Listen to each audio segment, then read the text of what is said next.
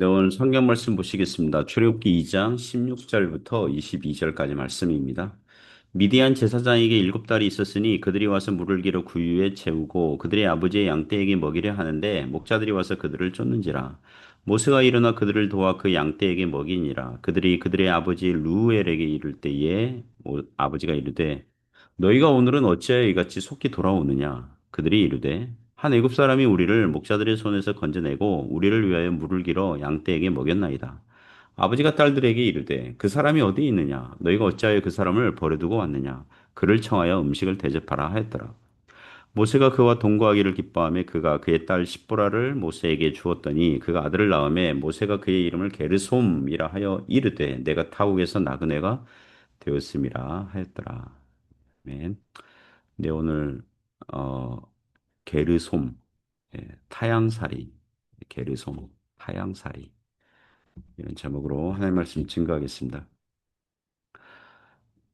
오늘 성경 말씀은 그 모세가 미디안 땅에 머물면서 거기 제사장 루엘의 사위가 되어서 40년 시간을 양을 치며 이제 보냈다고 합니다. 그가 첫째 아들을 낳았는데 이름을 게르솜, 게르샴, 게르숑, 게르숑. 그곳에서 나그네, 거기에서 이방인으로 살게 된 자, 이런 뜻입니다. 그 자신을 나그네 인생이라고 여겼거든요. 자, 우리도 중국 땅에서 우리 외국인이고 이방인이고 그렇게 살고 있죠. 하지만 영적으로는 순례자죠. 나그네 인생입니다.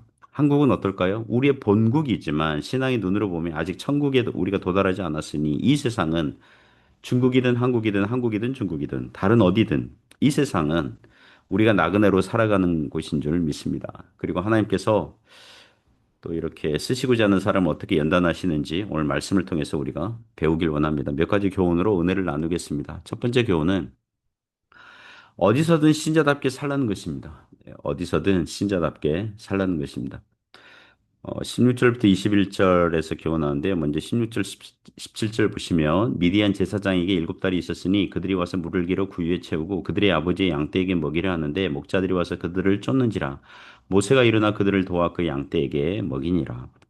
모세가 애굽을 도망해서 미디안 땅에 머물고 있었는데 하루는 우물 곁에 앉아 있었는데 어떤 사건이 발생해요. 그곳에 미디안 제사장에게 7딸이 있는데 그들이 아버지 양떼를 몰고 와서 우물에서 물을 길러서 양떼에게 먹이려고 하죠. 딸들이 되게 뭐 여자들도 노동을 한 것 같아요. 착하죠? 아버지 양떼를 그렇게 또 아들이 없는데 나중에 아들 태어나죠. 이제 모세의 그 처남이 될 그 호밥이라는 애가 태어날 건데 어쨌든 딸들이 아버지 양떼를 이렇게 기르고 있습니다.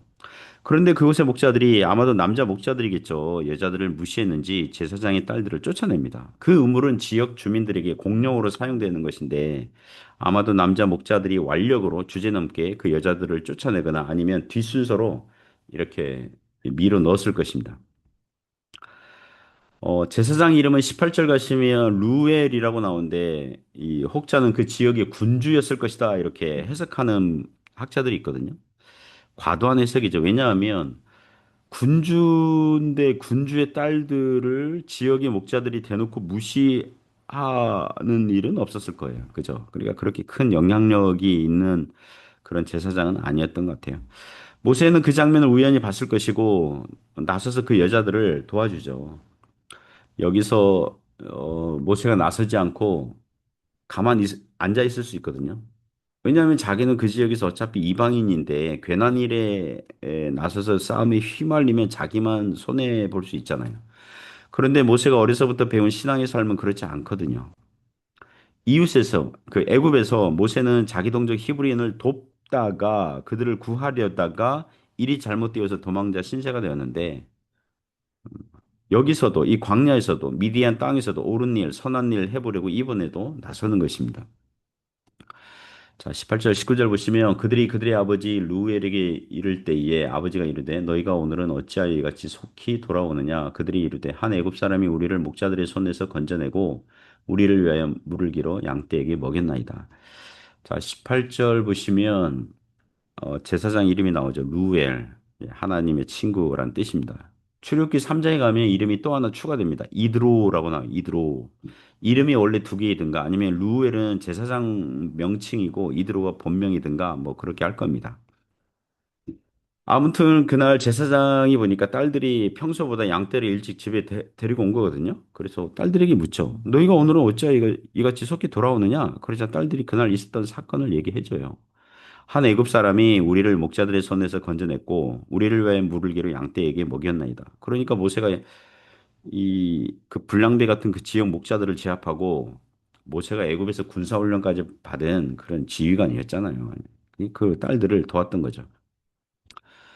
그러자 이제 아버지가 딸들에게 이르되 그 사람이 어디 있느냐 너희가 어찌하여 그 사람을 버려두고 왔느냐 그를 청하여 음식을 대접하라 했더라. 모세가 그와 동거하기를 기뻐하며 그가 그의 딸 시보라를 모세에게 주었더니 자, 딸들의 말을 들은 루엘, 이 아버지가 가만히 있지 않죠. 대접받고 싶은 대로 남을 대접하라. 인간관계의 황금률이거든요. 자기 딸들을 선대한 모세를 선대하고자 해요. 그래서 모세를 청하여 음식을 대접합니다. 모세는 루엘 집에 가서 식사하고 대화하면서 잘 통하는 거예요. 예. 아마도 루엘과 모세는 나이 차가 그렇게 많이 나지 않았을 거예요. 모세가 미디안 땅에서 40년을 이제 보내게 되는데 40년 후에도 장인이 여전히 살아 있었거든요. 그러니까 만일 루엘이 모세보다 10살 많았다 그러면 모세가 80세 되면 그 장인은 한 90세 되고 뭐 그랬겠죠.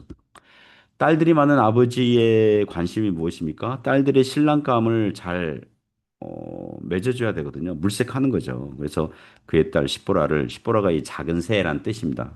모세에게 아내로 주고 이제 사위를 삼습니다. 모세는 평소에 하던 대로 약자를 도와줬을 뿐인데 이웃을 사랑했을 뿐인데 그게 그 루엘의 마음에 들어서 그의 집에 거주하게 되는 것이죠. 그리고 또 우리가 여기서 이런 질문을 할 수 있죠. 루엘이 미디안의 제사장이었다고 한다면 우상 숭배자 아닙니까? 근데 모세가 어떻게 우상 숭배자 집에 사위가 될 수 있습니까? 일단은 족보를 따지면 미디안 족속은 아브라함의 후처 구드로아의 그 사이에서 나온 거예요. 그러니까 멀찍이서 아브라함의 신앙을 어깨 넘어 배웠을 수 있습니다. 아브라함 시대에 예루살렘 제사장 멜기세덱이 하나님을 경외하는 신앙이 있었던 것처럼 하지만 루엘이 그와 같이 하나님을 뭐 잘 경외했다라고는 볼 수가 없겠죠. 족속들은 나중에 미디안 족속들이 여러 곳에 흩어져 살았거든요. 그러니까 그 루엘 이들과 있었던 뭐 지역이 있는지는 확실하지 않지만 민수기 2장 가면 모압 왕과 이제 미디안이 한편이 되어 가지고 발람 선지자와 같이 이스라엘을 저주하려고 시도했고 나중에 미인계를 써서 이스라엘 남자들을 음행에 빠지게 해서 그 굉장히 그 내부 혼란 또 하나님의 그 재앙이 임하게 하죠. 그래서 민수기 31장 가면 미디안을 쳐가지고 그들의 다섯 왕을 죽이고 발람도 함께 죽이는 사건이 나올 정도가 됩니다. 사사기에 가면 미디안이 7년을 이스라엘을 압제하게 되는데 그때 사사 기드온에 의해서 이제 제압을 당하게 되는 그런 일이 발생할 겁니다. 자, 오늘 미디안 제사장 루엘 리드로는 미디안 족속들이 여러 광야 지역에 흩어져 있었기 때문에 발람의 일이나 우상 숭배하는 일에 깊숙이 참여하지 않았더라도 하나님을 순수하게 잘 섬기는 자는 아니었을 거예요. 하지만 나중에 모세가 이스라엘 백성들을 이끌고 광야로 나왔고 애굽 땅에서 행하신 하나님의 열 가지 재앙과 홍해를 건넌 사건을 듣고 하나님을 찬양하게 되고 하나님만이 참 하나님이심을 알게 되고 모세는 처남 호밥에게 자기들과 같이 광야에서 이게 눈이 되어 달라, 안내자가 되어 달라 이렇게 해서 같이 동행하는 그런 사건이 나올 거거든요. 그러니까 모세가 루엘의 집에 거하기를 기뻐했다. 그러면 아주 심한 우상 숭배자였다면 그렇게 하지 않았겠죠. 그러니까 하나님도 경외하지만 또 다른 신도 이렇게 제사장 그 역할을 하는 그래서 하여튼 그런 집안에 이제 모세가 들어가게 되는 거죠. 요셉도 그 창세기 보면은 거긴 더 심했겠죠. 그죠? 애굽의 제사장 딸과 결혼했으니 그 더 심했겠습니다. 하지만 그곳에서 다니엘이 바벨론에서 하나님께서 함께 하셔서 그렇게 신앙을 지켰던 것처럼 모세 또 요셉 다 신앙을 지켰을 것입니다. 두 번째 교훈은 어디서든 신자는 나그네라고 합니다. 22절에서 교훈하죠. 그가 아들을 낳음에 모세가 그 이름을 게르솜이라 하여 이르되 내가 타국에서 나그네가 되었음이라 하였더라. 자, 아들을 낳았습니다. 게르솜, 게르, 나그네, 외국인 이런 뜻입니다. 솜, 그곳에서 이런 뜻이에요. 모세에게서 미디안은 이제 장인 그 루엘 이드로의 집에서의 삶은 광야에서 삶은 나그네와 외국인이었거든요. 아들 낳아가지고 게르솜, 타양살이 한국식으로 얘기하면 아들 이름을 타양살이 이렇게 지었습니다. 우리는 또 저 같은 경우는 중국에서 21년째 살면서 외국인이고 나그네라는 사실을 뼈저리게 경험하고 있습니다. 뭘 염두에 두냐면 비자 날짜, 여권에 찍힌 비자 날짜 그 기간을 염두에 둬야 되고. 하지만 신앙적인 눈으로 보면 한국이 본국이지만 한국도 이 세상 광야거든요. 아직 천국이 아니에요. 그 신자들은 어디서나 이 땅에서는 외국인이고 나그네처럼 살아가고 있는 줄 압니다. 자, 우리는 그런 면에서 다 게르솜 인생들입니다. 모세는 아마도 낙심하고 자포자기 심정으로 자기 아들을 게르솜이라고 해서 자기 인생을 부정적으로 묘사했는지 모르지만 신자들은 가야 할 본향 천국 우리 주님 계신 곳으로 향해서 걸어가고 있는 자들이니 우리 순례자 나그네인 거죠. 그게 우리의 정체성입니다. 제가 최근에 한국교회 그, 그 선교 초기 역사 보면서 이게 특히 그 알렌 그 의사 선교사 첫 번째 선교사죠. 어떤 면에서는 첫 번째 그 의사 선교사로 온 알렌 중심으로 이렇게 봤는데 언더우드 아펜젤러 이분들은 그 최초 장로교, 최초 감리교 목사이자 선교사로 이렇게 들어온 분들이고 그러니까 알렌은 그들보다 1년 전, 2년 전에 이미 들어와 있었어요. 예, 그 중국에 파송돼 있다가 중국에서 이제 그 조선 땅 한국으로 들어왔었거든요. 그 한국을 사랑했던 선교사들 인생 스토리를 보면서 그들이 20대 중후반 청년 시절에 왔어요. 20대 중후반에 왔어요. 예, 대학 졸업하고 뭐 하면서 이렇게 왔어요. 20대 중후반에. 한국에서 10년 또는 20년 사역을 해요. 근데 일본이 서양 선교사들 추방하는 정책 펼쳐가지고 그 뭐 자기들 나라로 이게 막 떠나보내죠. 막 미국으로 떠나보내고.